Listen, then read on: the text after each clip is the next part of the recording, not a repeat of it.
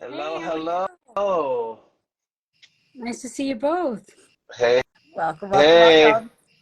It's been a long time. I know it has been. How are you guys both doing? Happy Friday. Happy Friday. Yeah, she says I'm not allowed to tell people that I'm exhausted, so I'm gonna say yes, I'm good. Because I'm exhausted, Annie. Basically, been sleeping all day. Hate to say that, but school got canceled because we had a little tornado go through our area apparently yesterday. So the kids, myself, we all were off today. So Oh, that's I'm exhausted. awesome. That's awesome.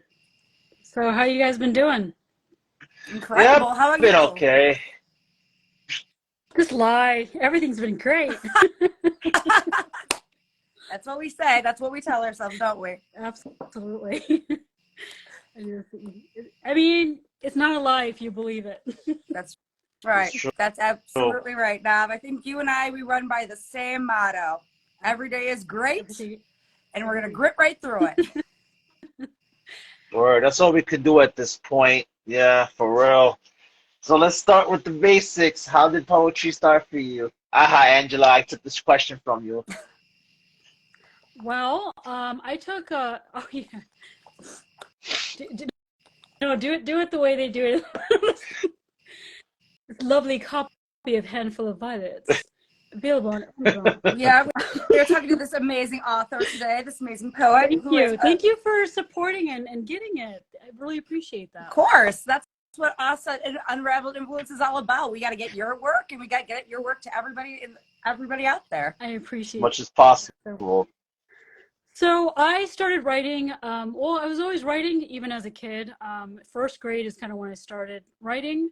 My teacher would read like this book about a panda and like this bunny, and I was so creative. I'd start like making up my own stories about them. And she was like, your head's always in the clouds. And I was like, well, I mean, I don't know what you want me to do. I mean, I'm 6 years old. And so I started writing kind of at that age, but just little short stories, stuff like that. And then in high school, I took a creative writing class, and that's where I really started writing poetry. But I used to only do the micro poems, like, 2 lines, 3 lines. And I didn't even know what micro poetry was. And my teacher's like, your poems are really short. And I'm like, well, I mean, sometimes you don't have to say a lot of stuff, it's just a couple of lines. And so I wrote poetry for a few years, and I made these handmade books for all of my friends with all of my poetry. And they're like, this is really sad. Are you okay? No, I'm an angsty teenager. I'm not. So I was writing poetry, and then I had a zine. So I had an underground zine for a couple of years.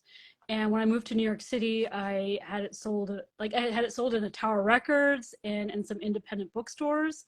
So I did that for a while, and I would interview bands just because I wanted to meet them. So that was my way of meeting them. So that's what I did for a couple of years, and that was from 1999 to about 2004.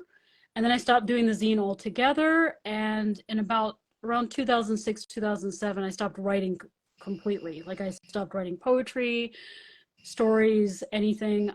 But I started back up in January of 2021, and I published this collection of poetry in March of 2022. So that's the history there in a nutshell. Wow. That's Hold on, that's Andy. Hold awesome. on. That's I got to hear about the zine. I got to hear about the zine, yeah, though. I I love was this. gonna Like, this ask is like about the zine. gritty. Like, what was the zine called? I mean, how did you get that in Tower Records? I mean, that's pretty All right, freaking so incredible. Brought I had back a memory for me.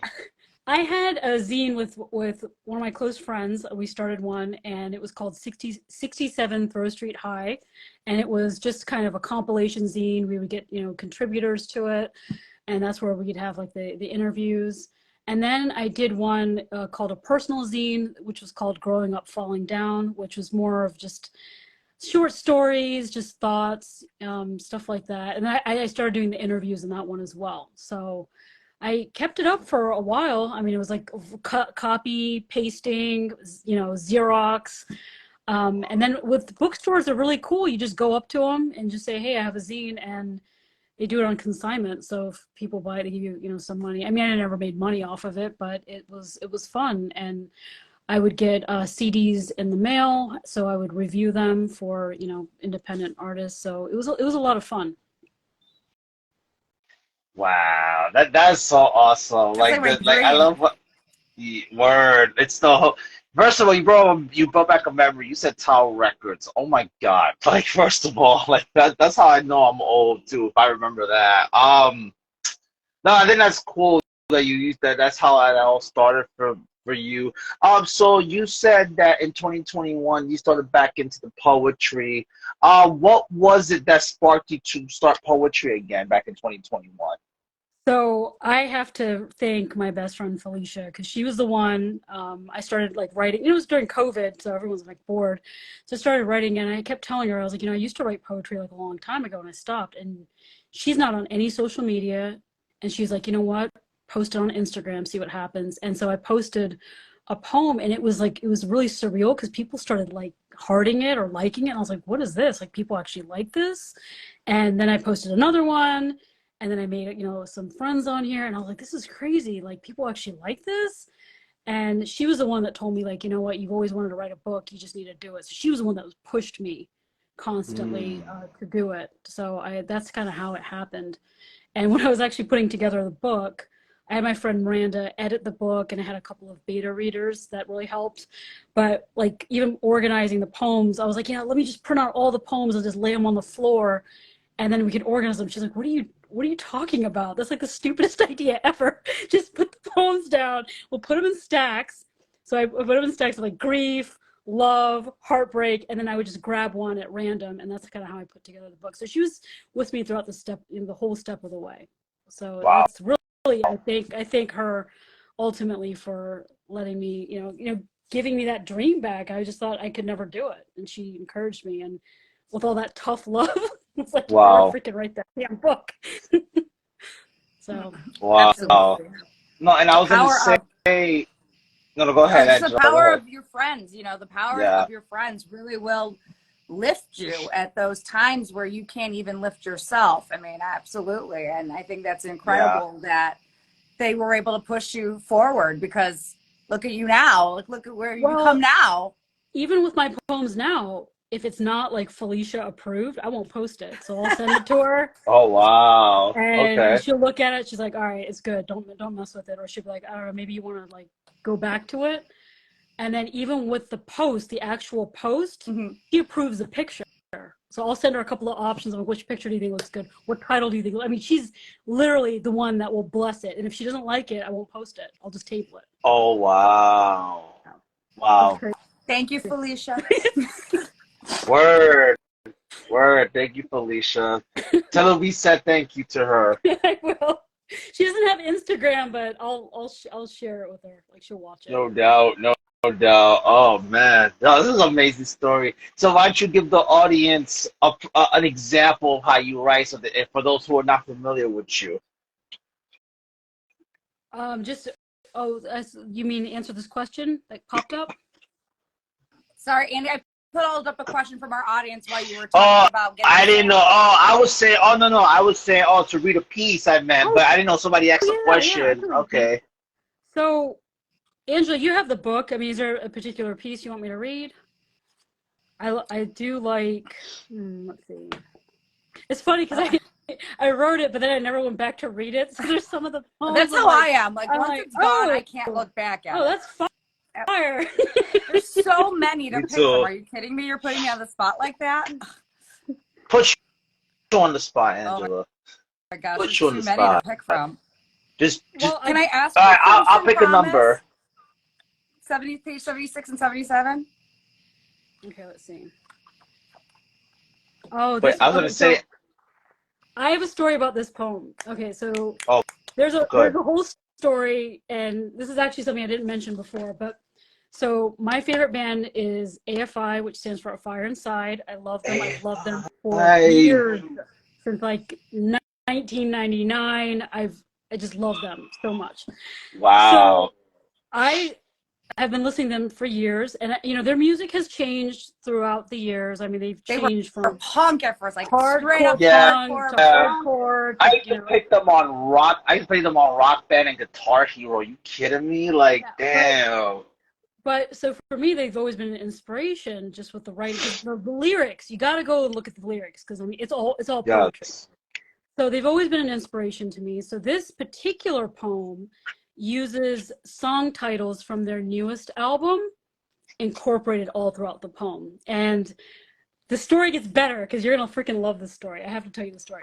So I went to their show. They came to DC. So I'm from the DC area. So Felicia went with me to the show. I'm like, you're coming to AFI with me. She's like, bring 2 copies of the book and just sign them. Just sign them. And I was like, okay. We were up front. She freaking threw the book while Davey is singing, and he literally, as he's singing, sees the book. It lands on the stage. It lands on the freaking stage. And then so the lights kind of go out, and then all of a sudden the book is gone. It's gone backstage. And she's like, I threw the book. And I'm just like, what happened? She's like, I threw the freaking book. He's got the book. The dude that you wanted to get the book out of the book. And so I'm sitting here and I'm like, I don't know what happened. Oh my God, this is crazy. My dream come true. He has my book. I love his writing. I love his singing. And now he has my book. So the story gets better.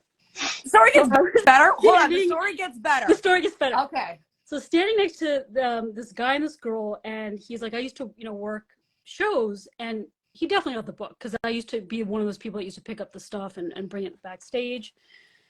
And after the show, the security guard was like, somebody threw a book. Who threw the book? And Felicia's like, I threw the book. I threw the book. My girl came here to get the book. And he's just like, I would have kicked you out of the show if I saw you. She's like, but you didn't see me, so we're all good. The next day, so they played DC for 2 days. The next day, Davey Havoc went onto my Instagram page and liked the reel I posted, which is still pinned on my thing, and 2 of the pictures that I posted of him. He freaking read the book. There you go. Felicia, again. So yeah. Oh my God. You I freaking mean, you have it right here. Yeah. You can reach me here. Yeah. You can reach me right here. So, oh my you went God, on my that's page. incredible. Yeah. That's so incredible. I'm speechless because that's right up my alley. 100%. I love AFI. I've seen them in concert. Not as many times I think as you, but oh my God. I've seen them a few times throughout the years. They had a show in LA in March. I think, did you go to that? I did. That was a big deal.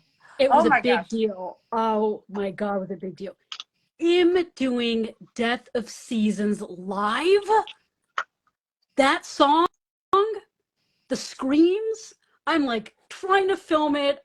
I'm crying. Felicia's also with me. Of course Felicia's there. Of course Felicia's there. Where's Felicia now? We need to get her on the screen. Felicia, we need you. I was talking about that song, and I was like, this song is so emotional because the stars are dying, and he's dying in the song. And she's like, she's like, girl, I don't get it. When she saw it in concert, she's like, I get it. I totally get it. I get why you like this band. And she's like, that dude, he's got good stage presence, so I'll see them again. I'm a fan. It's crazy. Well, I know. Wow. I'm dying. I love that. Yeah. So let's go. Okay, so I guess we'll read that piece then, since we got all the juicy details about that piece. Yes. And then we'll answer the question, although I think we pretty much hit what you're passionate about besides writing. That definitely AFI, definitely some music for you. Well, I am passionate about music. I have to listen to music while I'm writing. I'm not one of those people that can just sit there, zone out and write something. I have to listen to music, and I have a specific playlist, with I listen to a lot of punk, metal, that type of stuff. But if I want to write romance, I'll throw on some French pop music. I'll just pick some random stuff to listen to. I'll listen to instrumental stuff, jazz. I'll just throw anything on to inspire that. But if I want to write something that's grief, I listen to Death of Seasons. I will listen to it on repeat until I write. So all of my grief poems are written listening to that one song. So wow, I know, crazy, right? But wow. Let's see. So this poem, my dear audience, is called Crimson Promise. You're looking tragic with your coward stance, staring at me with empty pleas. No eyes expressed like yours, a death of of the party. Streamers litter checkered floors after everyone has vacated and forgotten about their good time. If only wishing me back was as easy as a ribbon tied to a tree. Dead ends root the city of alluring angels, yet your dreams escape from Los Angeles. Your condescending attempts at grasping love are at the expense of my own loathing. I've mastered interpreting twisted tongues, still you assume I will believe half-truths from your barbed wire lips. Cutting crimson lacerations through imprisoned words, you're begging for trouble. But I've done my time, punishing myself enough already. Your elevated promises are tempting, like confections displayed on tiered carousels, the lure of a dulceria, except I'm no longer enticed by candied words or indulging on impulse. Though you are back from the flesh, your prosthetic heart is far too near to my beating drum. I take a step back to shut the door, afraid the affliction may catch me again. Wow. Wow. Yo. Wow. See, it's like I always say, Angela, I wish I could write like that because that is phenomenal. Oh my God. Wow. Rainer's probably gonna get mad at me if I say I retired from poetry, so I'm not gonna say it. But I know he's probably gonna get on me about it. Yeah, Rainer be like, we've talked about this, Andy. I know. I've said it a few times when I'm hanging out with Rainier and other people are on his after party mic show, and I feel the same way sometimes, Andy. But now you always have a sophistication in the way that you write, and this is definitely no exception. Thank you. I mean, there's definitely a lot of lines that really call out to a lot of us, but just knowing the story behind it now, I just like can't even like say anything about it now because it's just like I'm going through and I'm going, oh, yep. These little secrets that you kind of dropped in between.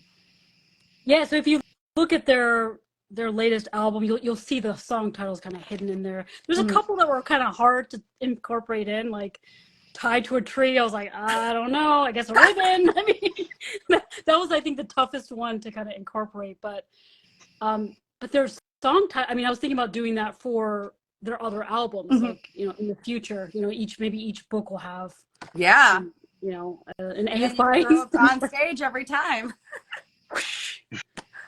Yo, I should write a book. If I go to a Foo Fighter concert, hopefully I'll throw a book across the. I love Foo. I've seen Foo Fighters in concert. They put on I've seen them twice in my life. I saw them in the Global Citizen Festival. The first one they did in Central Park, and the other one I saw at MSG with a friend of mine who unfortunately is not with us anymore. But those were the greatest days of my life. Oh my God! Like I remember this one time where somebody was smoking like weed or something, and like Dave Grohl literally stopped the song. I think he was playing Monkey Wrench. He just stopped and he was just asking about, okay, what's with the pot or some shit like that. I'm like, what the fuck?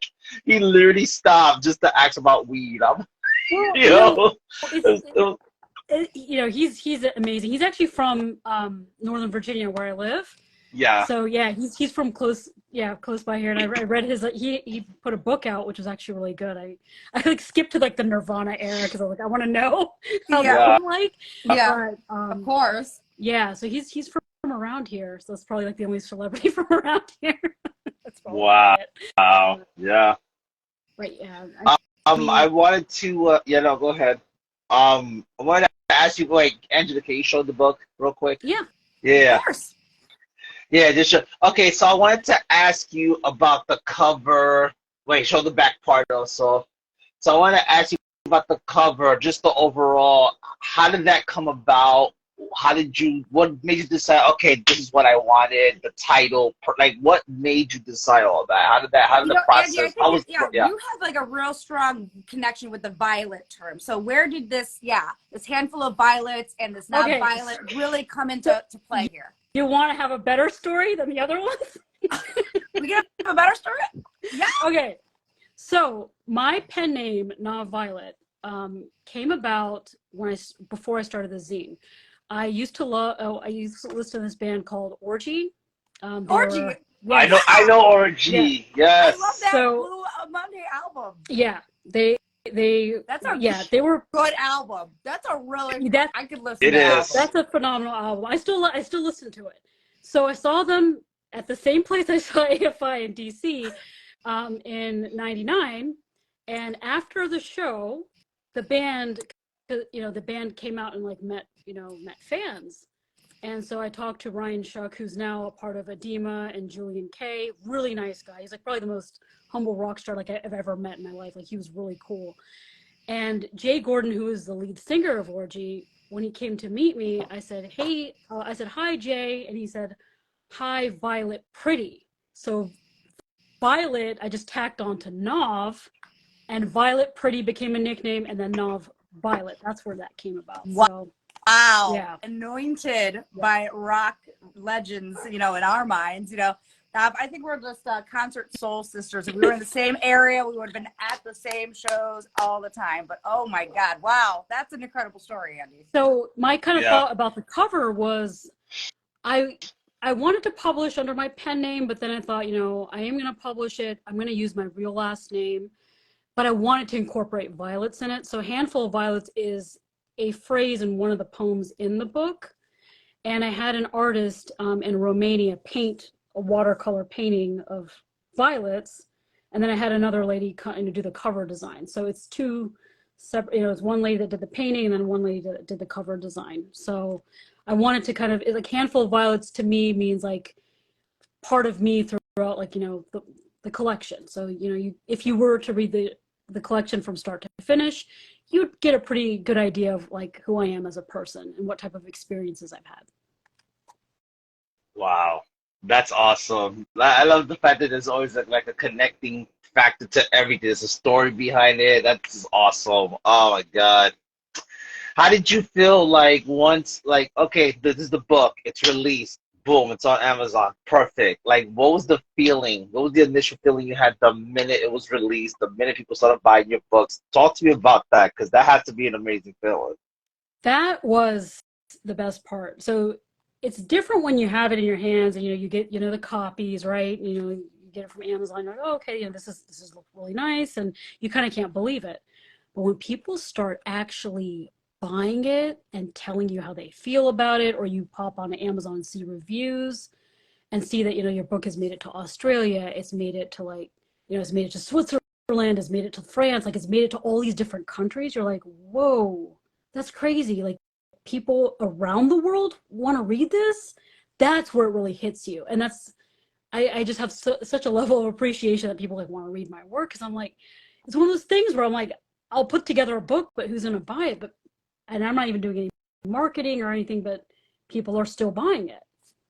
So Wow. that's really cool, and it's very humbling. And I've, Amy's in the chat. Amy's a really dear friend of mine. Her and I connected because she actually purchased my book, and we started talking. So it's like you get to know people, and they'll tell you what pieces really resonated with them. And obviously, all poems are up to interpretation, but I love hearing what people actually think about it or relate it to themselves. Like, oh, I read this piece and I thought about like my aunt who passed away, or I read this piece and it was it made me feel, it gave me a lot of comfort because I felt like that once in my life. So that feeling, it's the best feeling in the entire world. It's just people wanting to read it and liking it. Wow. And like when you say that, I was thinking about when we was interviewing Rosie, and she said that one thing, like when she writes her pieces or her books and stuff like that, that she wants it to be like a survival guide. And I think that's the same thing with your book. I think to them, when people read it, they see it as a survival guide. It's like it resonates with them. Be like, you know what, I'm not alone. And I feel like that's what that is with your book. Where at the end of the day, it'll help us. It'll help us to. The perspective would be, you know what? I know I'm gonna be okay no matter what. That's the way. That's what came to mind as you were saying that. The fact that people all around, people you don't even know all around the world, that actually saw this and say, "Oh, snap!" And I'm thinking, let's say if I wrote a book, I'm thinking, okay, I'm just some guy from Brooklyn who lives in Bayonne now, but I'm just some guy that lives in Jersey. Like who's gonna read my book? I'm not famous or anything like that, but it's such a humbling experience. So that's so awesome that you were able to experience that, and then the feelings you got from that. So that's awesome. Yeah, it's a really great feeling. So I'll get people, they'll DM me like, oh, I read your collection.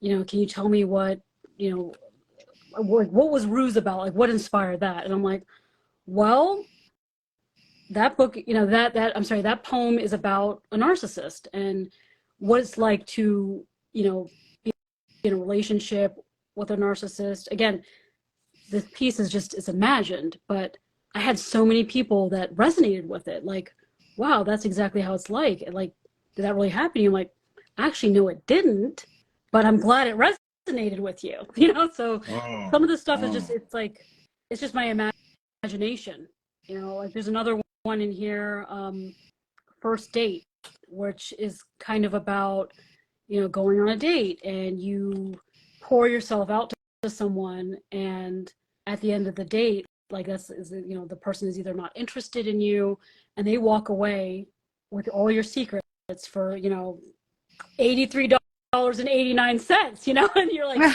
wow, that sucks. Like, I don't get to see you again, but now you took all the stuff that I like, was sacred to me. I felt comfortable enough to tell you, and now you're gone with it. So I have pieces kind of sprinkled throughout. So it's not really heavy on love or heartbreak. It's kind of just a lot of different things, and life. I have life poems in here as well.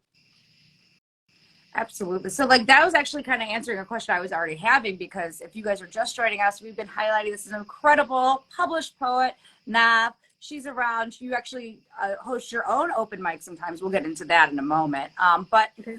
You started off kind of, doing zines and interviews, really connecting with music and on that scene, and then transitioning into poetry. I was curious to find out if you were more of like, is this like kind of like a personal kind of situation, or is it just like, this is how I'm transitioning into a writer and to expressing myself in this creative medium? And it seems like that's more of what you've done, is you've been able to transition from that young punky zine writer into some sort of a collective poem expression of what life is and the whole cacophony of experiences that life has to offer. So I'm hearing it's more of, a writer's perspective as opposed to like a diary perspective, but yes. You would say that there is a little bit of both in here? Yes, there's a mixture. And, and some pieces are completely real and some are imagined. And it's, it's really up to the reader to decide. Yeah. It's kind of, I kind of like to hear what people think about the different pieces. But for me, I write, my job, I work in communications. I do a lot of computer web stuff, but I write articles, but it's not creative stuff. Right. It's more, factual.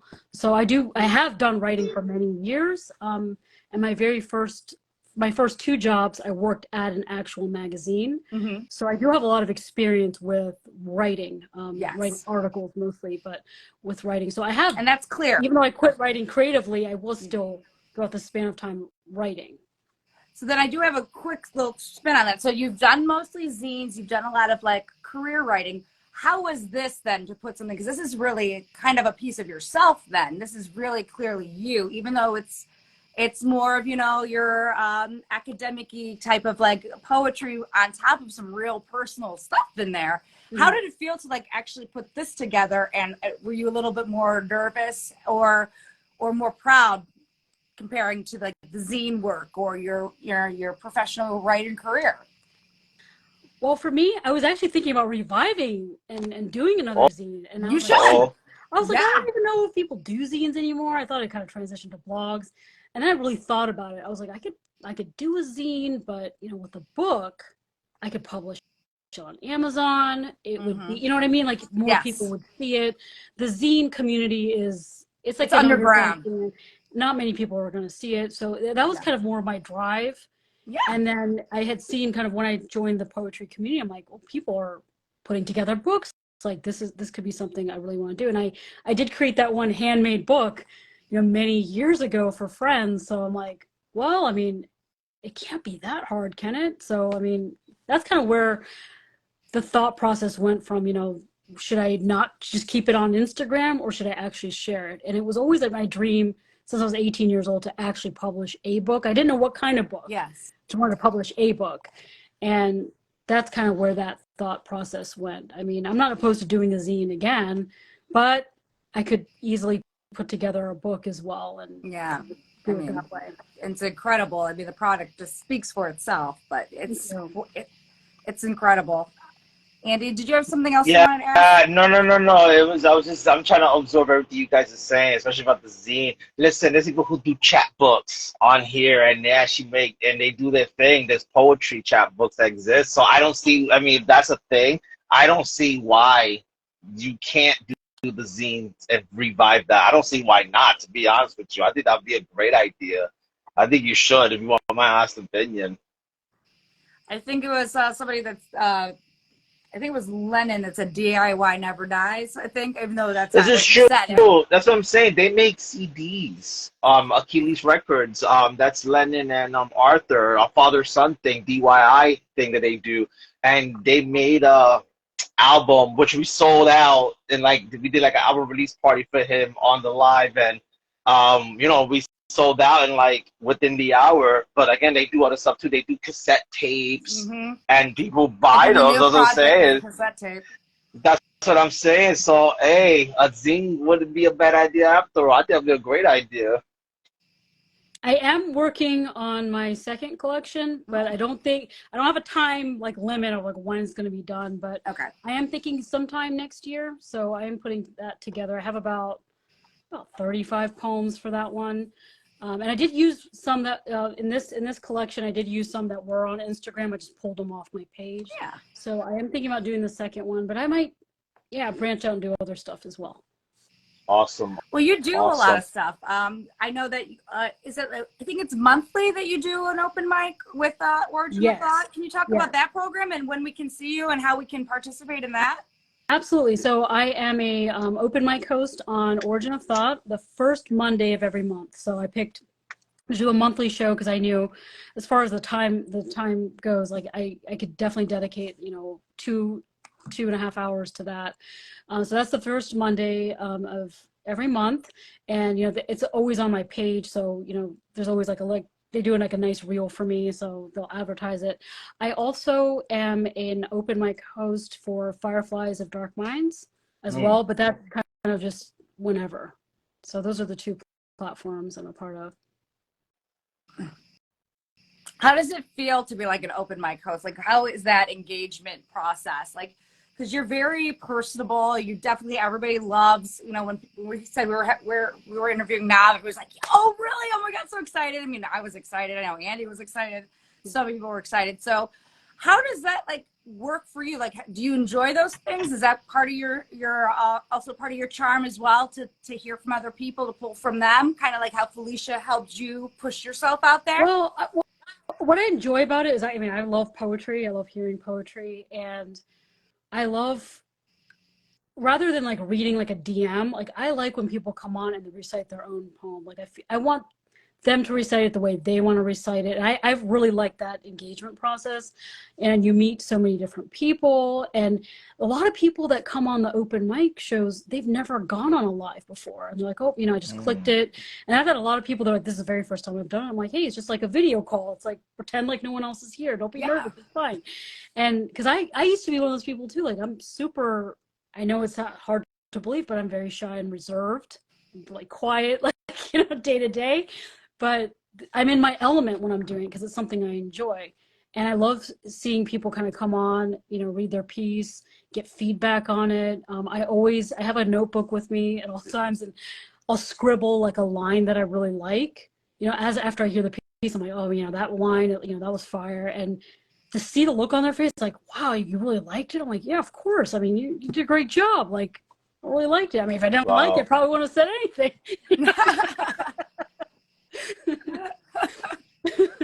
I mean, you are always very encouraging and so enlightening for other people to want to produce more because of the way you're interacting with them. So, I mean, it's great to have you in the community, right, Andy?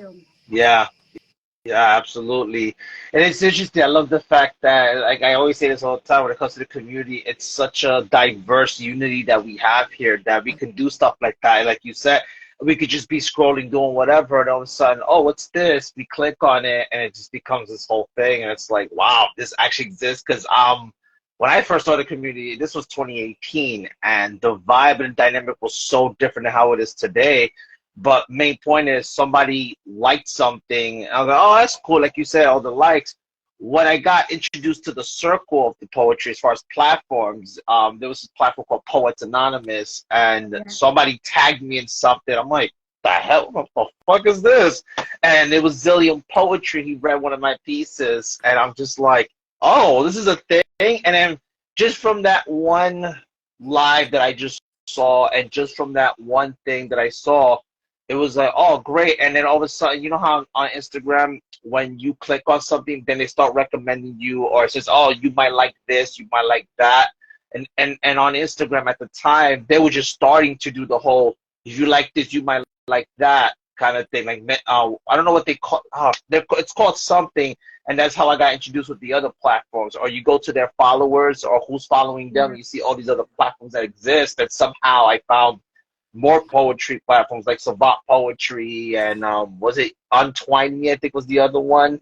So it's just the whole circle networking of some sort that somehow they just all intertwine with each other at the end of the day, and it's like, that's awesome. That's just amazing. Poets Anonymous Inc. is one of the first platforms I went. They did they Yeah. used to do open mics like a lot, and that was one of the first ones I went on, and they were super encouraging.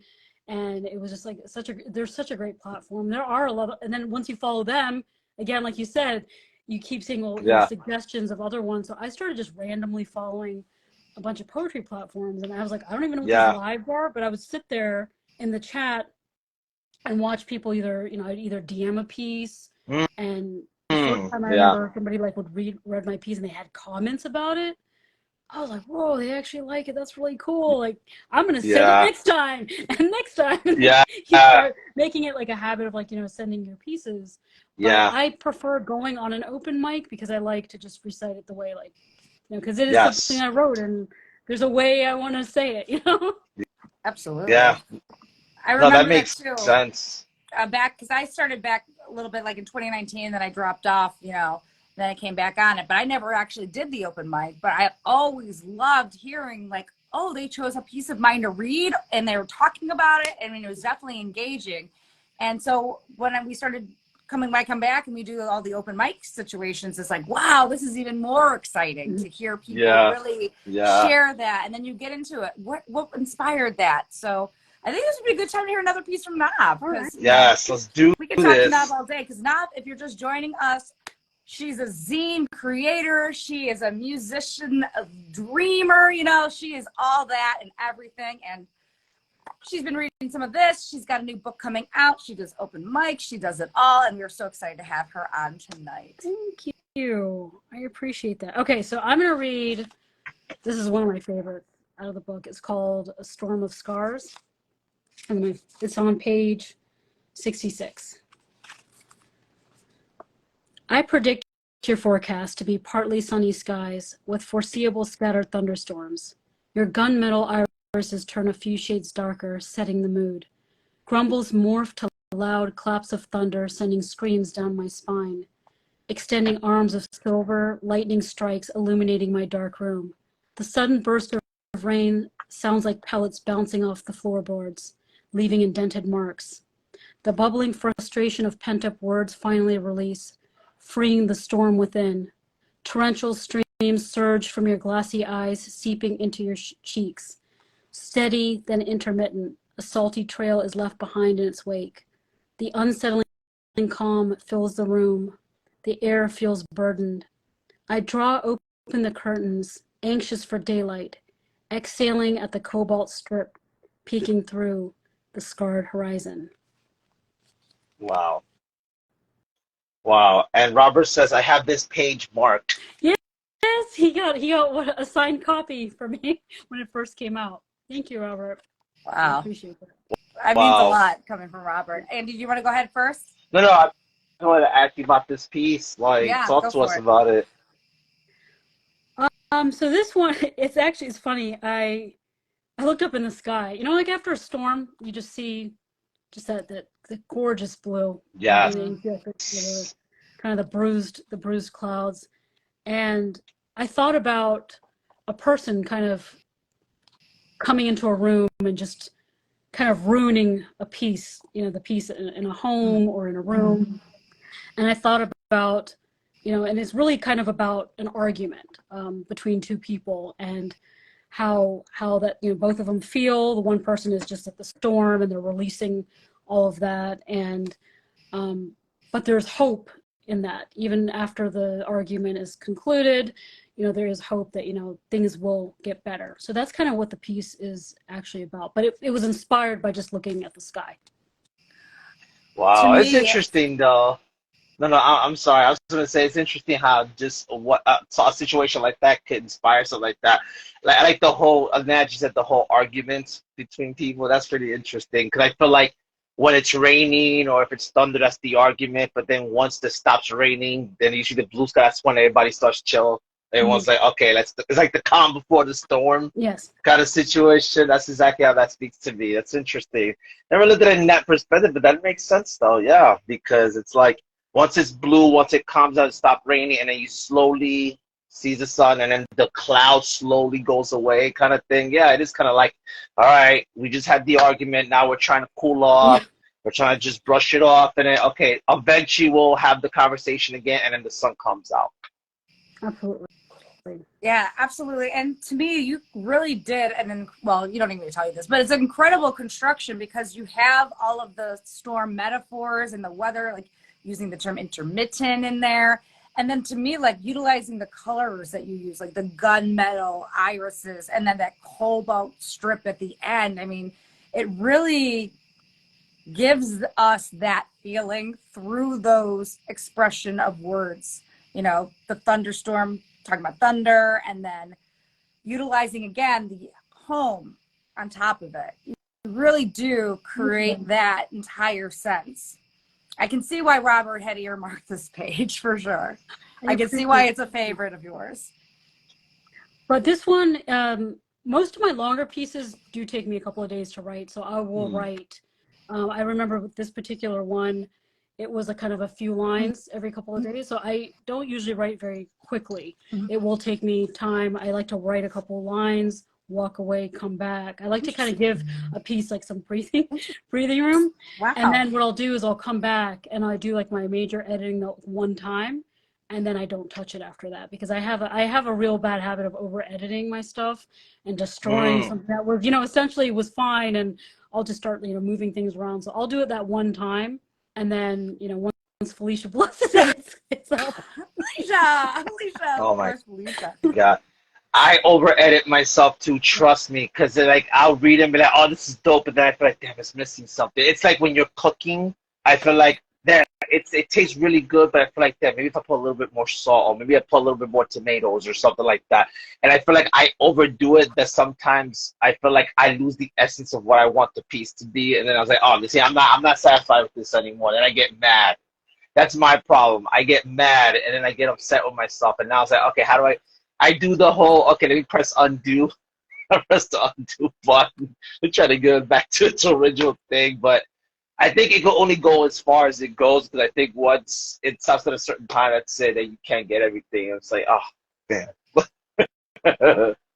I'm an Yeah, so overworker, over tweaker, over everything.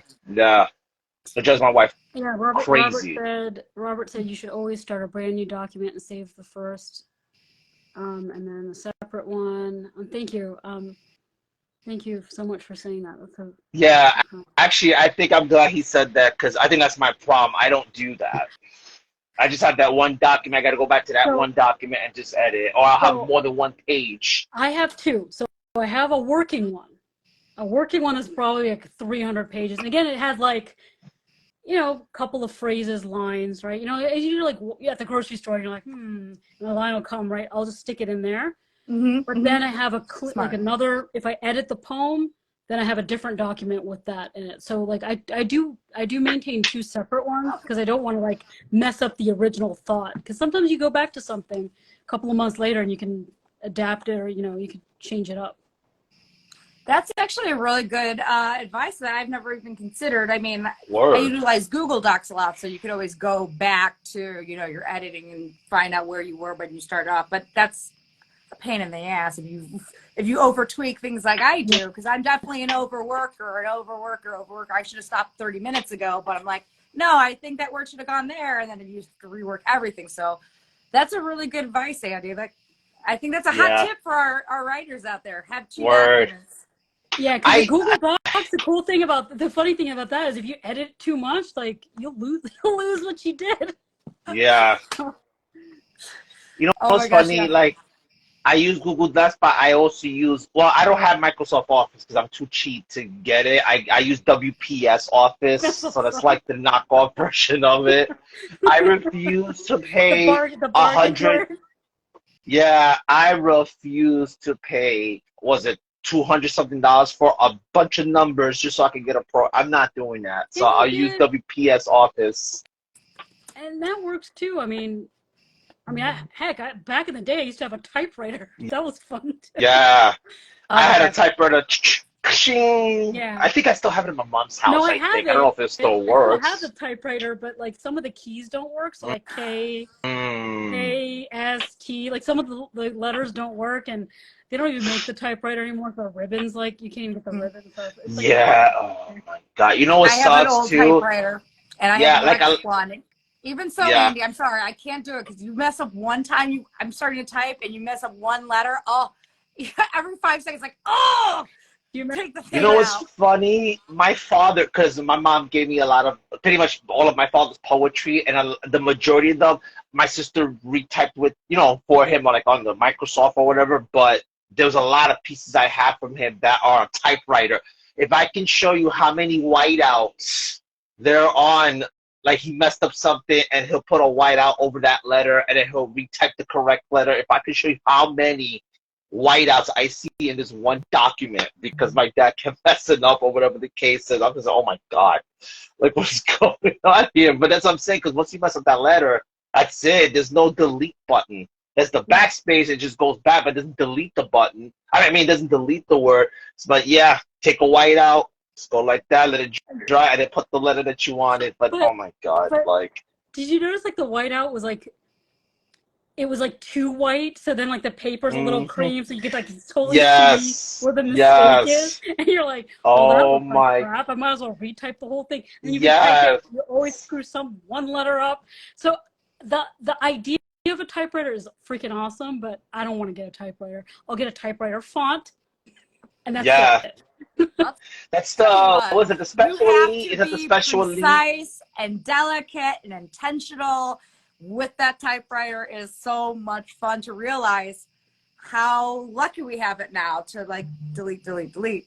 But also at the same time, I think I'm not as mindful as I would have been because I know I have that back, So Yeah, yeah. Oh my God. You just brought back a memory for me because I remember my dad used to get angry with the typewriter I, and like I would hear him cursing in Spanish, like, yeah, this, that, and the third, and then he would get mad. Or if he wrote like a whole document or something, I would hear him getting pissed off that he would rip the paper and he would get upset. And I would hear him whoosh, ripping the paper off the typewriter, getting angry. I'm like, oh God. Oh Lord. The good old days. Yeah, I know. Life was simpler. Yeah. See, this is what I'm saying, man. This generation will never I mean, understand that I remember as struggle. a kid going outside. I Hot mean, it wasn't even scotch. like my parents even knew where I was. Like I was at a, playing with my friends outside, riding bikes, drinking water out of a garden hose. Right. Like those were Oh my that was God. like such a great time. You can't do that stuff anymore. Nah. I mean, I used to You walk to can't even drink off a elementary water school by myself. fountain. You know what I mean? Yeah. I would let Yeah, every You. child walk by themselves these yeah, days, because that's a whole Yeah. different scene. making Yeah. Jump mixtapes. rope.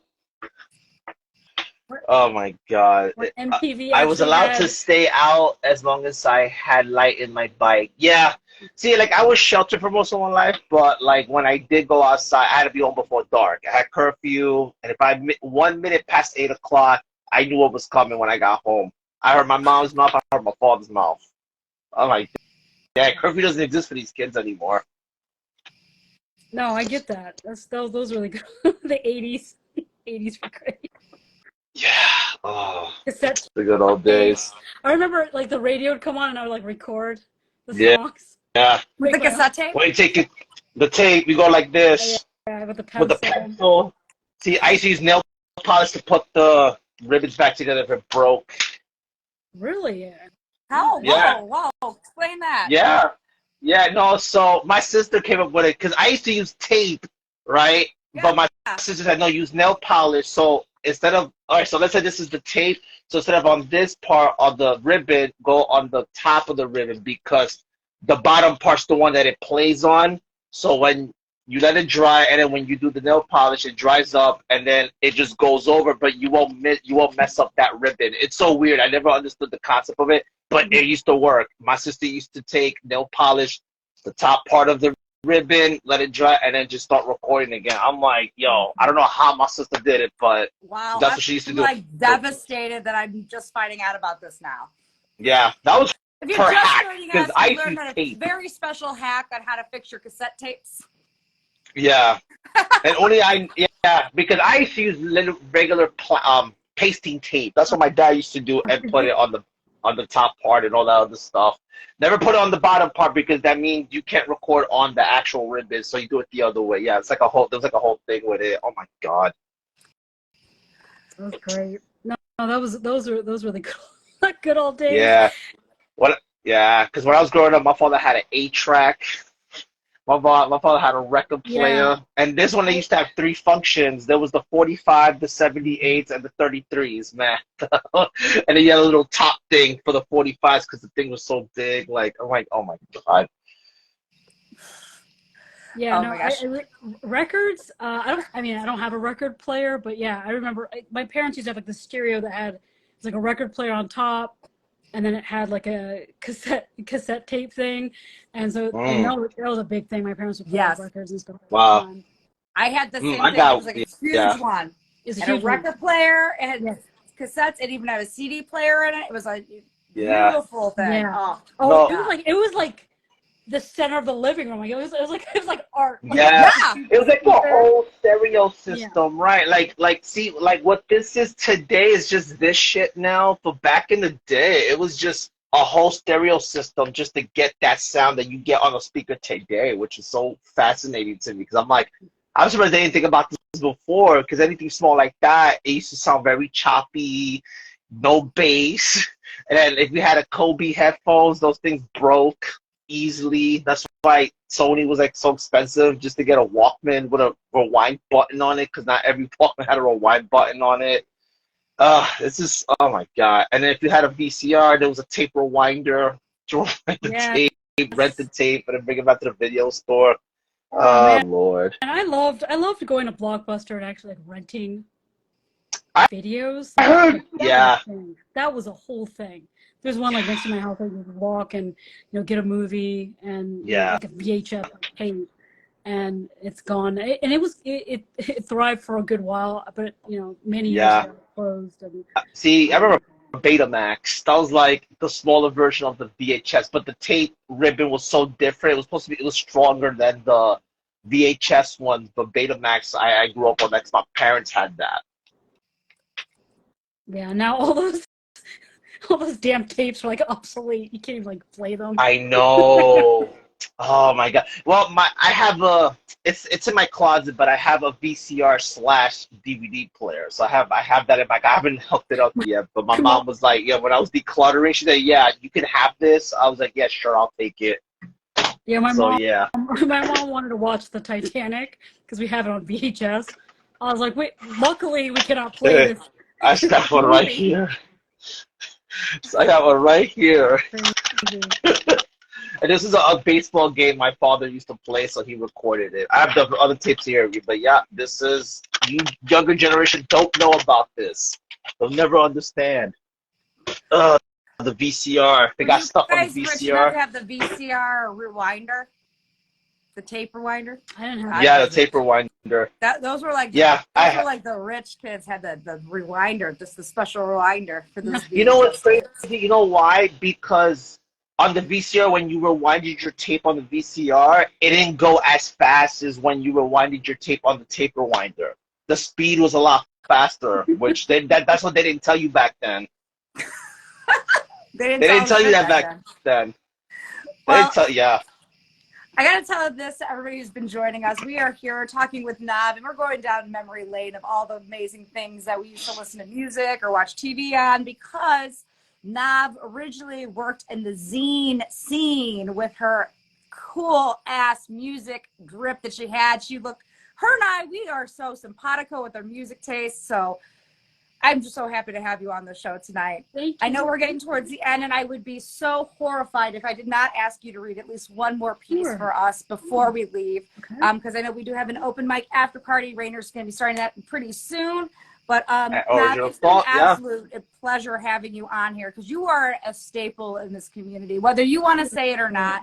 And Felicia, wherever you are out there, we thank you, because we are going to dedicate everything to you on this, because you are the one that pushed Nav to do this. And if you haven't already, definitely get this. You can get this through Amazon, through her link. I'm sure the link tree is on everybody's page now. Yes, it is. Everybody loves a good link tree. Check out her link tree. And no dates yet, but there is a new book coming next year, sometime next year. So check it out. So I'm going to read. Okay, so this is a tough one. Hold on, let me think.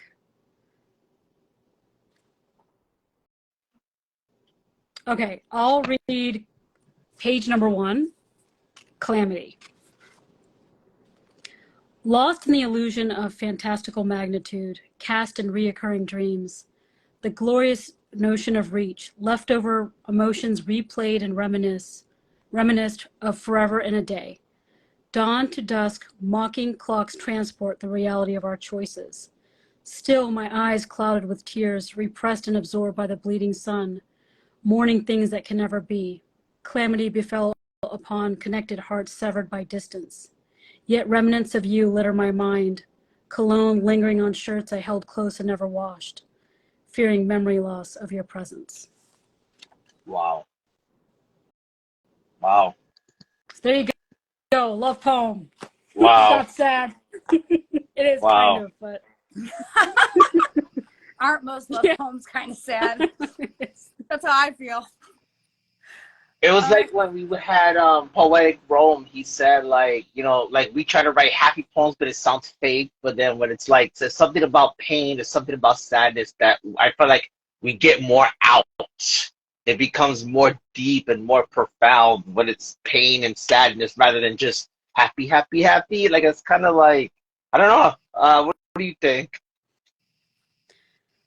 I mean, I commend anybody that can write about rainbows, sunshine, and cheese. Like if you can do that, it's so cool. And I'm glad that you're. I mean, but for me, it's like it all depends on the mood. You know, I can write happy, and it all comes from a genuine place. I mean, I do have, if you look on my page, I do have some really happy love poems, but blended in, you know, I'll have some stuff that isn't so happy. It's just, you know, sad or melancholy, but. I can't just write one type of poem. I know some people can. They can only do happy, or they can only do sad. I like to kind of mix it up. Yes, you are not just a poet. You are a writer. That is clear. That this is not just something that you do to, like, as a diary or to understand who you are as a person. I mean, there's benefits that happen, but you are actually a clear, studied writer. And I was really curious with all of this incredible vocabulary. You have like fantastical magnitude, you know, things like mourning, MOURNING, you know, things, you know, calamity. Like, you're able to really paint this incredible picture. And I'm kind of pissed that we didn't talk about this earlier because we're running out of time. How do you do it in such a concise way? Because I can't do that. Like, I can't write such complexity in such a small space. And you have that fucking talent because you're a writer. How do you do that? I don't know. These are words that I know. I obviously know these words. I don't say them. It's not like I'm like, I know, oh, like, calamity befell upon me today. You know, I know, but you just paint it so well. The remnant. I love the word remnant. Every time I hear the word remnant, it's not even that great of a word, but the word remnant or ramparts, I just love the way it sounds. It's just, you know what's funny? Only one poem I have, I used the word remnant. That was the only time. that I've ever used that word. It was just one poem out of every poem I've written. I've only used the remnant word once. My eyes clouded with tears were pressed and absorbed by the bleeding sun. I mean, you just have such a Yeah. fantastic way. You're a writer. I mean, this is not something you don't know. This is not just a hobby. This is not just a habit. This is not just like, oh, I paint for fun. This is who you are. Thank you. Thank you, Felicia, for bringing Nav back to us. Yes. Yes. Thank you so much. Yes. Thank you, Kind of Felicia. We love you. So Oh, I man. hate to do this because we're heading past the hour mark, but I don't want to just hit the end button right now because I could go a whole other 2 hours talking. That would be so funny, like 10 o'clock, like, all right, peace out. Yeah, bye. I'm really bad with bites, but you know, Andy, you usually do a really good job wrapping it up, like asking those last couple of questions. So will you do the honors of asking those last few questions for our darling guests? So, so to end this right now, so my question to you is, what do you hope to leave behind after you pass on? That when people look at you and remember you, what would you like to be remembered by? What legacy, what impact do you hope to leave? Well, I hope that I hope Amazon's around for a really long time because then my book could be on there for hundreds of years. But if my piece resonates, or any of them resonate, or help someone feel like they're not alone, that to me is a legacy. That to me is like I've done my job as a writer to make someone feel like in their darkest times, because a lot of us as writers, we've got a lot of melancholy, a lot of sadness. We all have like incredible sob stories. That's why we write. But if someone can read my piece and it brings them some sort of comfort, that to me is a win. Amen. Amen. You just worded it so perfectly. It makes so much sense. That's perfect, and I think it should be like that. You know. What do you think, Angela? Absolutely, of course. I mean, that is the whole interconnection of the human experience. And some of us are not able to put our feelings into words or into a way that is understandable in this kind of context. So having access to people who are able to express emotion, and now I have to say this too, you have such a way of developing emotion, a feeling, without using any words that are attached to emotion. Just the way you described the scene, or the interaction between whatever's going on, the feeling is there, but you're not using any emotional words. But yet the feeling is universally felt by many different readers from many different walks of life, from many different experiences, ages, whatever. And the fact that you're like, I hope I can connect other people, that's exactly what you're doing. So I agree. I think, Andy, did I do okay? No, that's perfect. Yeah, I agree with the both of you. I just love to listen most of the time. So yeah. So like I said, thank you for trusting us with, being on here and telling us your story. Thank you so much for that. I really appreciate that. I hope you continue to write more books. And yeah, that's all I gotta say about that. So I guess we'll just take it from here. And now, everyone, if you can join us at Origin of Thought with Rainier, where myself and him will do the first hour, and then I will leave this. I leave the first hour after, and then she jumps in the second shift. Yeah. Fun stuff.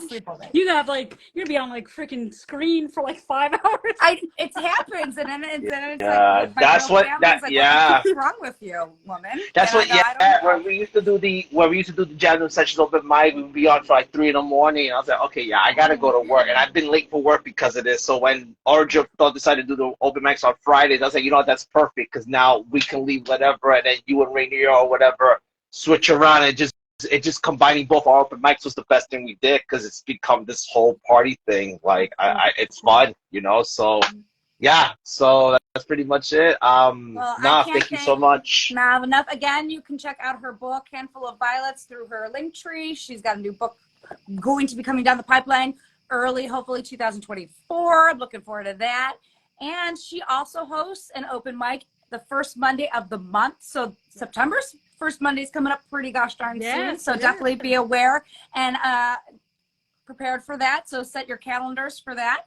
And of course, now also does a random open mic with another group too, whenever that happens, right? Yes, absolutely. So thank you so much. It's been such an honor. Thank you so much for inviting me. It's been really nice talking to both of you, and I really appreciate it. I really do. Well, no doubt. Come on, guys, get the book. What are you waiting for? Get her book now, for guys. only $9.99. Go right now. Earn your very own. I have an ebook too, so it's an ebook if you don't want to do. No, I'm sorry. I'm an old school book person. You got to have it in your hands. That's me. I'm both. I get ebooks and physical. I get both. Because I don't want to carry a whole bunch around somewhere in the house. It's dead. I haven't seen it in like years. But I got my Amazon. I got my Amazon Fire tablet, which is kind of slow. I think I'm due for a new one, but yeah. All right, guys. Thank you so much.